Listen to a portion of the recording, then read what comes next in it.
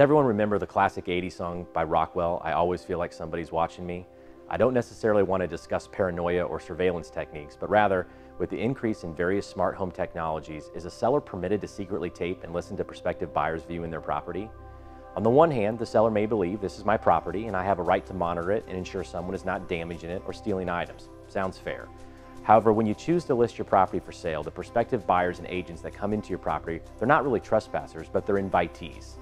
More important, with the customary practices of our industry, it's fair to assume that buyers and their agents have a reasonable expectation of privacy, not with respect to being in the seller's property, but rather the conversations they will have in the property when discussing its pros, cons, potential offers, and overall willingness to purchase it.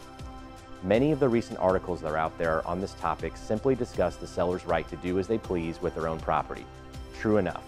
But those rights do not necessarily extend to the listing agent and the advantages they may have by listening in on the thoughts and discussions of prospective buyers and their agents.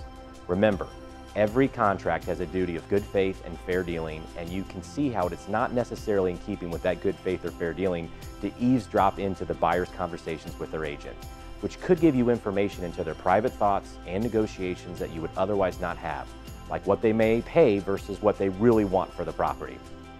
Equally important, as a listing agent, if you were aware this was occurring and either simply participated or acquiesced to its use, you could be facing significant issues under our Realtor Code of Ethics if you use that knowledge in negotiations.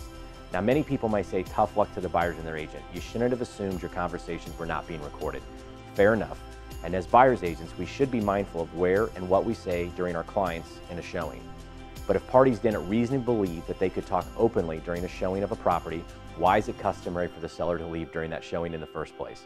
Regarding safety and security issues, which are a real concern for many sellers, and may have legitimate interest in wanting to record showings of their property, the appropriate method would be to post a readily identifiable and conspicuous notice that the buyers are being recorded.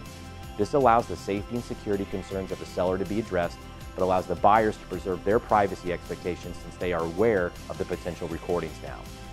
Until next time, thank you for watching another episode of the Real Estate Roadmap.